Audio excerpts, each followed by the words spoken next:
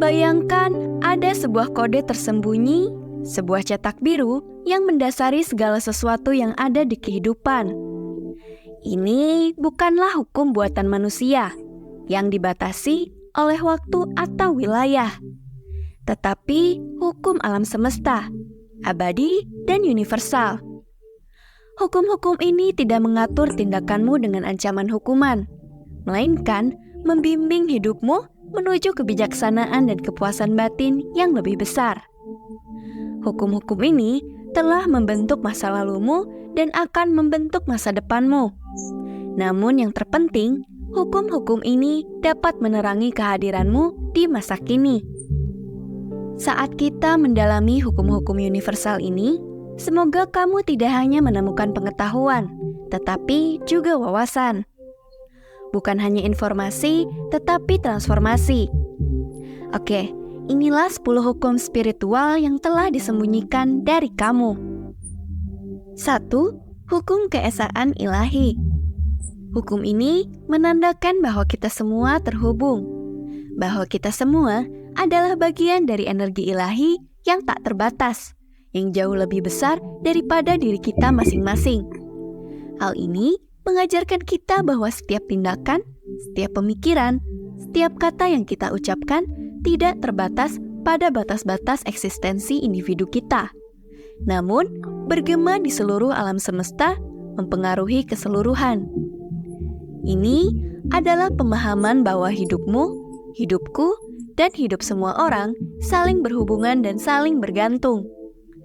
Dengan mengenali hukum keesaan ilahi, kita memahami bahwa tidak ada seorang pun yang sendirian. Kita sedang dalam perjalanan ini bersama-sama. Kita bukanlah setetes air di lautan, melainkan seluruh lautan dalam setetes air.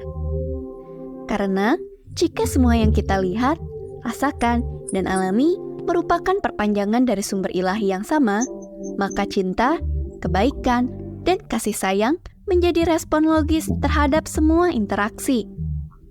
Ini tentang memperlakukan orang lain dengan rasa hormat dan perhatian yang sama seperti yang kamu inginkan untuk dirimu sendiri. Memahami bahwa luka yang kamu timbulkan pada orang lain adalah luka yang kamu timbulkan pada diri kamu sendiri. Hukum ini adalah perwujudan dari aturan emas. Perlakukan orang lain sebagaimana kamu ingin diperlakukan. Lalu, bagaimana kita menerapkan prinsip ini dalam kehidupan kita sehari-hari? Mulailah perlakukan setiap interaksi sebagai kesempatan untuk mengungkapkan kebaikan dan pengertian. Saat kamu berbicara, biarkan kata-katamu mencerminkan pemahamanmu tentang kesatuan ini. Saat kamu mendengarkan, lakukan dengan empati yang berasal dari kesadaran bahwa kita semua adalah cabang dari pohon yang sama. 2. Hukum getaran. Hukum ini menyatakan bahwa segala sesuatu di alam semesta kita, dari galaksi terbesar hingga partikel terkecil, termasuk pikiran dan perasaanmu, beroperasi pada frekuensi atau getaran yang berbeda. Tidak ada yang diam, semuanya bergerak, terus-menerus bergetar dan beresonasi pada frekuensi yang berbeda. Jika kamu menginginkan lebih banyak uang, kamu perlu mencari tahu apa getaran atau rasa uang itu dan mencoba menyamai frekuensi tersebut.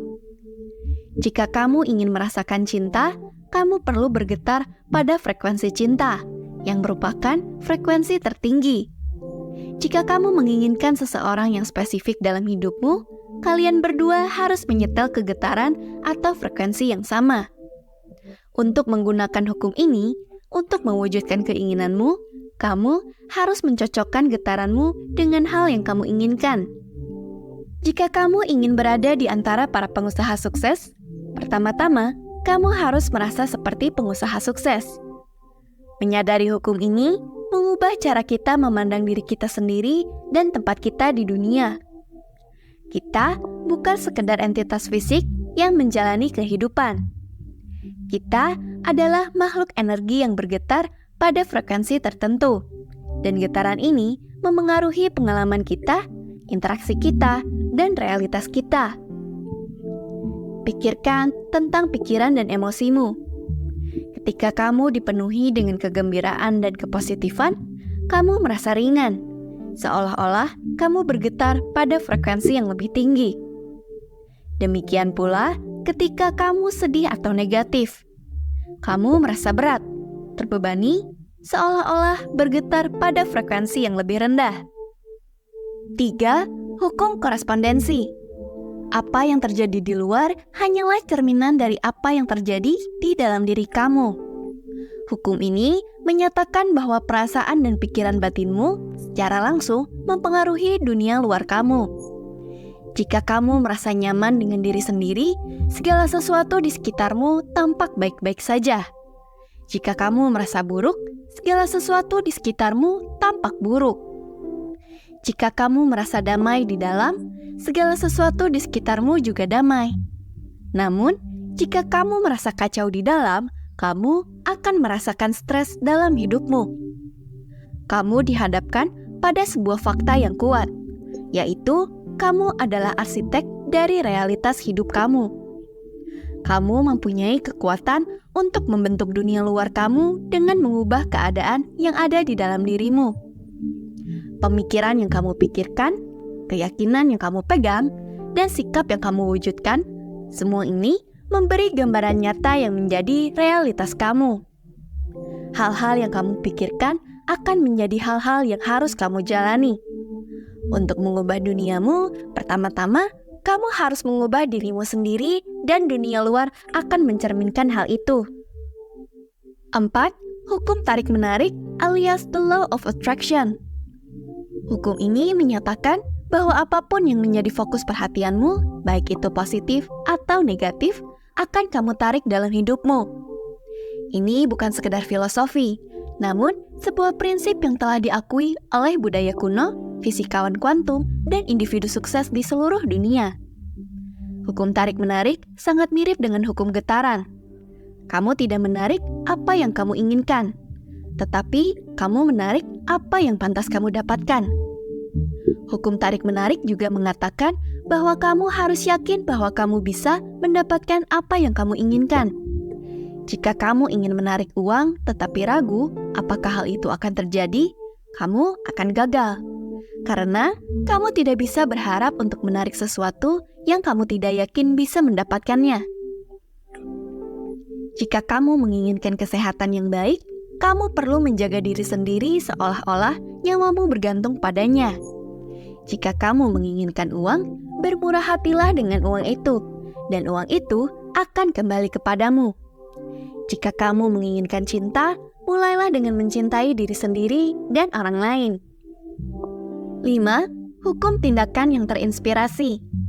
Hukum ini menyarankan bahwa meskipun kamu bisa memvisualisasikan, menegaskan, dan menyesuaikan pikiranmu dengan keinginanmu, tidak ada yang berubah sampai kamu mengambil tindakan. Namun, ini bukan sembarang tindakan. Ini adalah tindakan yang terinspirasi. Tindakan yang berasal dari keselarasan dengan keinginan, intuisi, dan bimbingan batinmu. Hukum ini adalah kekuatan pendorong di balik terwujudnya impianmu. Meskipun hukum tarik-menarik membantumu menyesuaikan pikiran dan perasaan dengan keinginanmu, hukum tindakan yang terinspirasi mendorongmu untuk bergerak menuju keinginan itu. Ini adalah jembatan yang menghubungkan dunia pemikiran yang tak kasat mata dan dunia realitas yang nyata. Untuk mendapatkan apa yang kamu inginkan, kamu harus memainkan peran. Tindakan yang terinspirasi bukanlah tindakan yang dipaksakan, yang terlahir dari keputusasaan atau ketakutan. Sebaliknya, ini adalah tindakan yang penuh kegembiraan dan antusias menuju keinginanmu. Terasa alami, mudah, dan selaras dengan dirimu. Saat kamu sangat antusias tentang visimu, kamu tertarik untuk mengambil tindakan. Bukan karena kamu harus melakukannya, tetapi karena kamu menginginkannya. Harus dan ingin adalah dua hal yang berbeda loh Sobat Bijak. 6. Hukum transmutasi energi. Hukum ini mengatakan bahwa segala sesuatu, termasuk pikiran, perasaan, dan kata-kata terbuat dari energi. Dan energi tidak dapat dimusnahkan, hanya bisa diubah dari satu bentuk ke bentuk lainnya.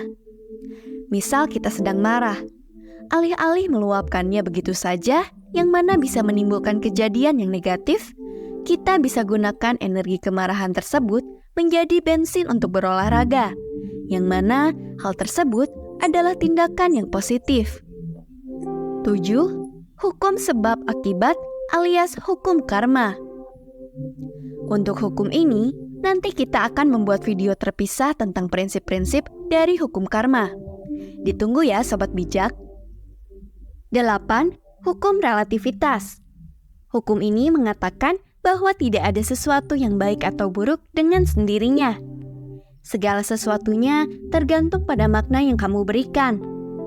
Hukum ini mendesakmu untuk mundur dari pengalaman pribadi dan melihatnya dari perspektif yang lebih luas. Apa yang tampak sebagai masalah besar bagimu bisa terlihat sebagai masalah kecil bagi orang lain. Demikian pula, apa yang kamu anggap sebagai pencapaian kecil mungkin saja merupakan impian besar bagi orang lain. Hukum relativitas memberitahumu bahwa ketika sesuatu terjadi, kamu tidak perlu mengatakan apakah itu baik atau buruk. Sebaliknya, kamu dapat melihatnya sebagai akibat dari suatu sebab. Segala sesuatu yang terjadi dalam hidupmu sebenarnya netral. Itu hanya positif atau negatif karena kamu memberinya label seperti itu. 9. Hukum polaritas. Hukum ini menyatakan bahwa segala sesuatu mempunyai dua ujung, dan segala sesuatu mempunyai kebalikannya. Hidup memiliki awal dan akhir. Ada dunia spiritual dan kita hidup di dunia fisik. Ada kutub utara dan kutub selatan. Ada energi maskulin dan energi feminin.